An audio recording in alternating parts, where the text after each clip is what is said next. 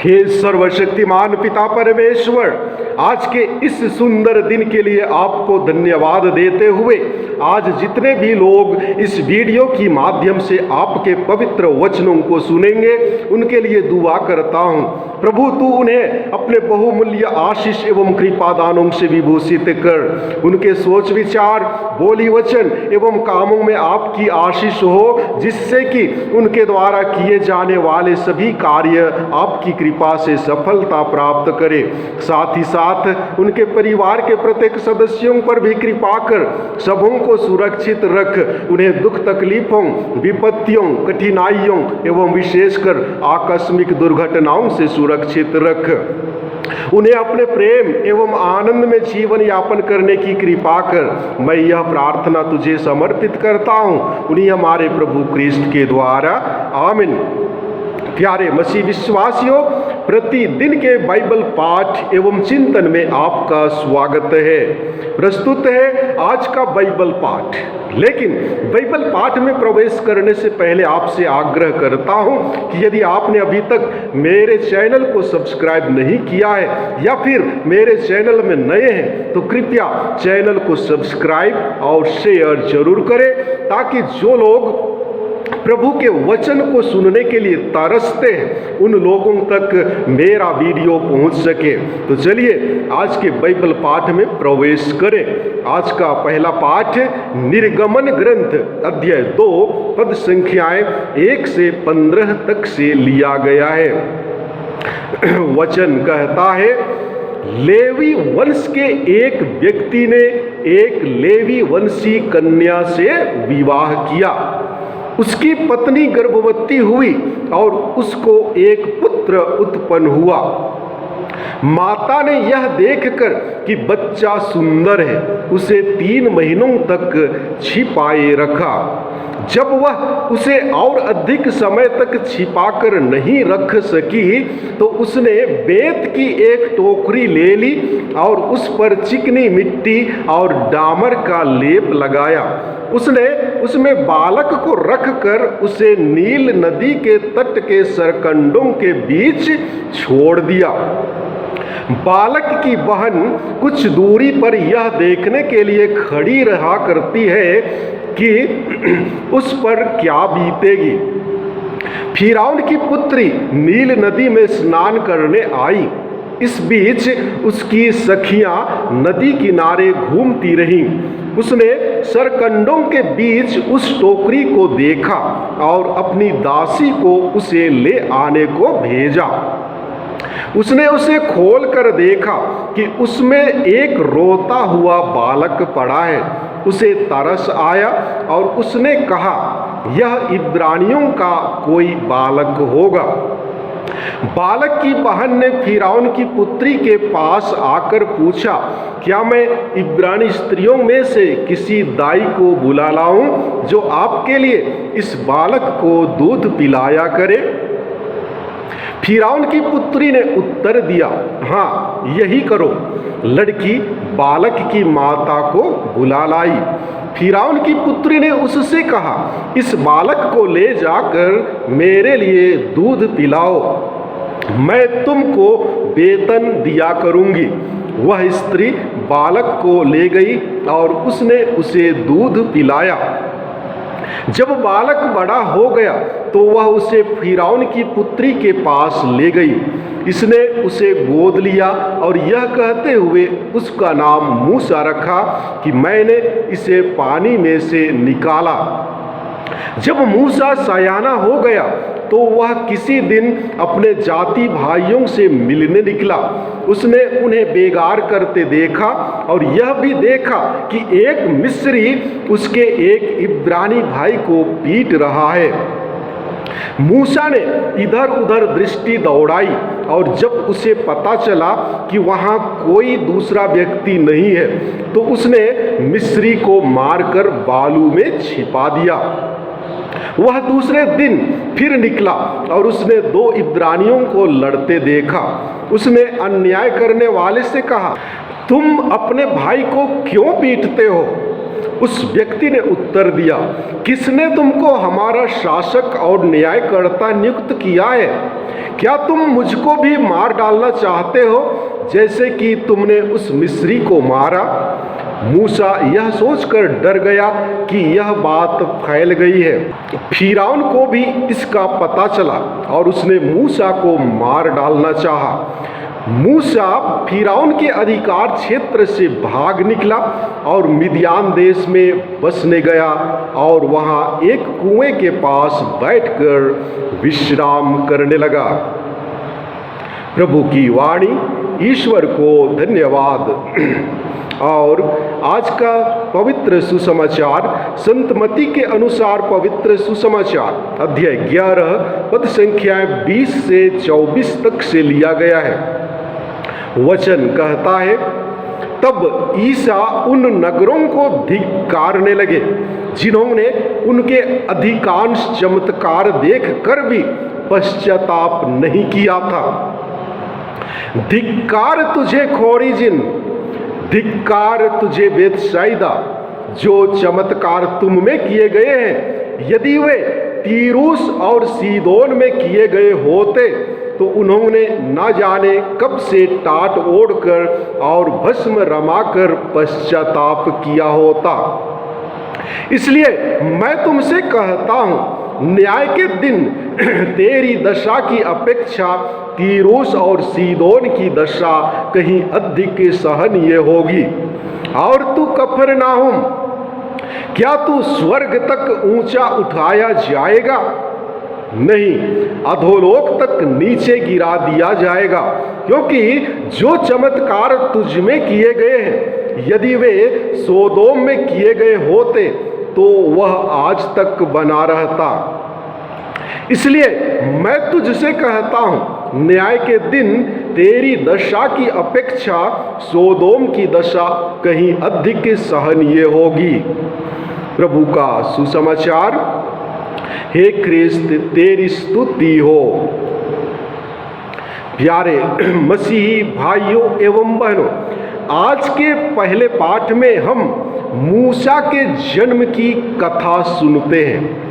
ईश्वर मूसा की रक्षा करता है ताकि वह बड़ा होकर एक दिन इस्राएलियों के लिए महान नेता बने, मिस्र की गुलामी से उन्हें छुड़ाए और प्रतिज्ञात देश वापस ले आए।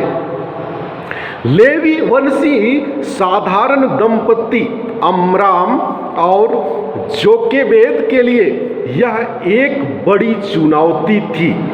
वे नवजात पुत्र को टोकरी में रखकर नील नदी के तट के सरकंडों के बीच रख देते हैं।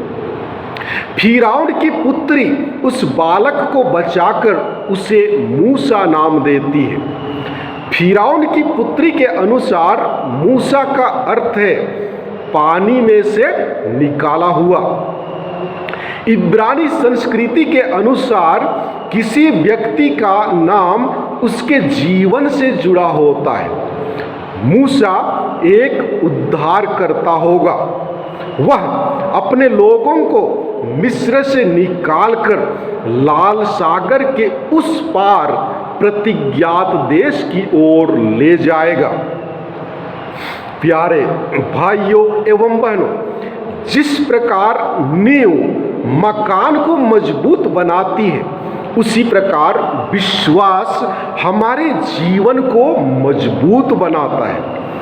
यदि हम अपने ऊपर विश्वास करते हैं तो ईश्वर पर भी विश्वास कर सकेंगे और हर तरह की बुराई पर निश्चित रूप से विजयी होंगे।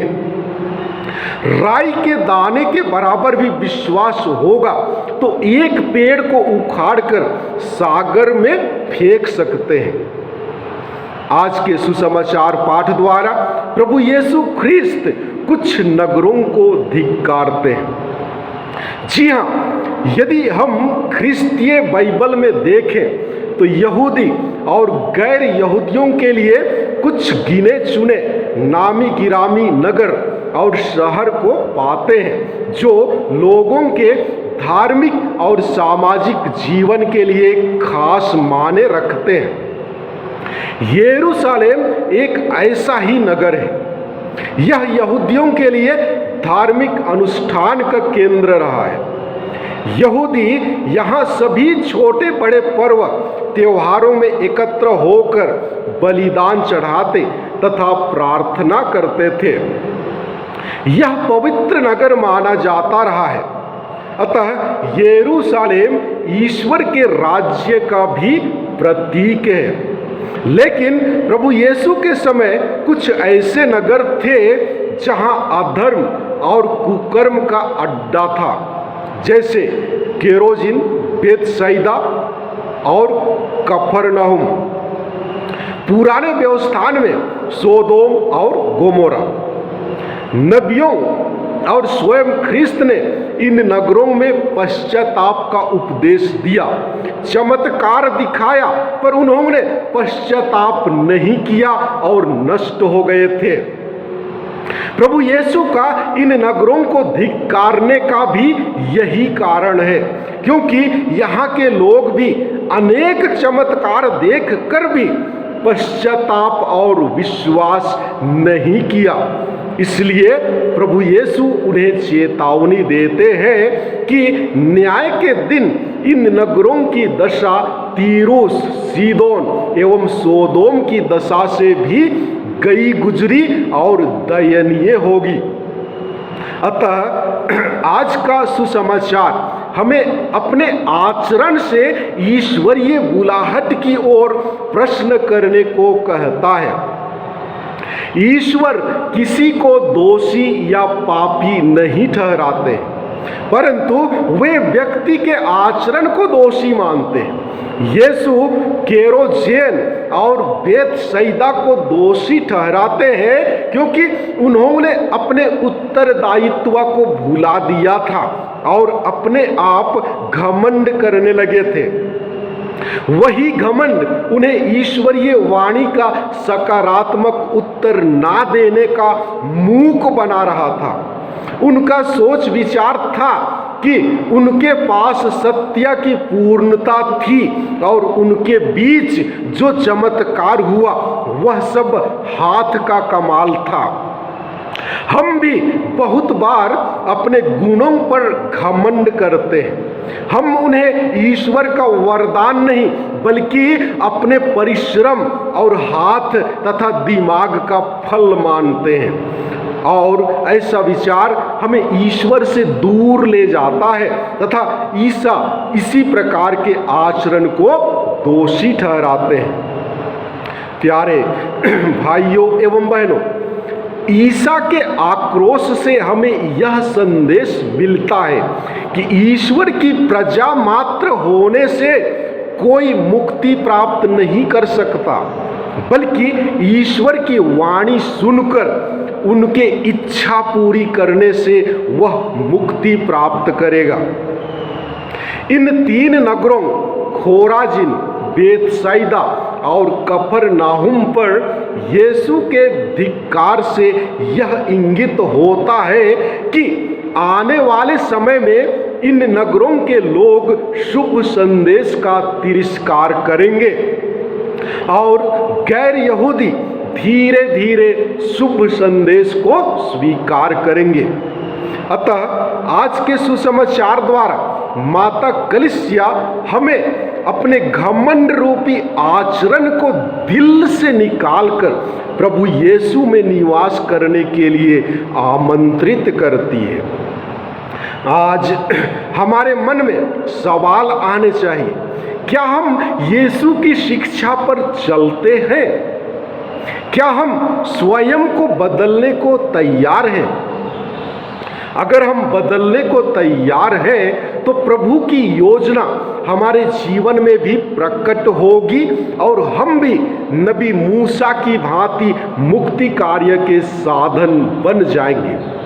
आइए हम प्रार्थना करें ताकि प्रभु की कृपा से हम भी मुक्ति के साधन बन सकें।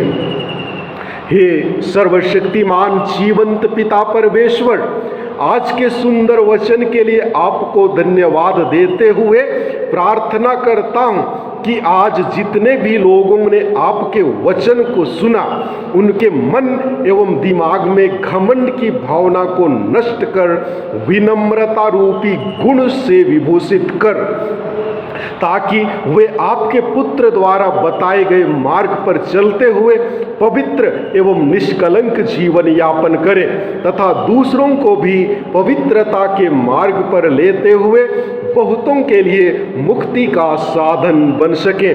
मैं यह निवेदन तुझे चढ़ाता हूँ उन्हीं हमारे प्रभु ख्रिस्त के द्वारा। आमीन।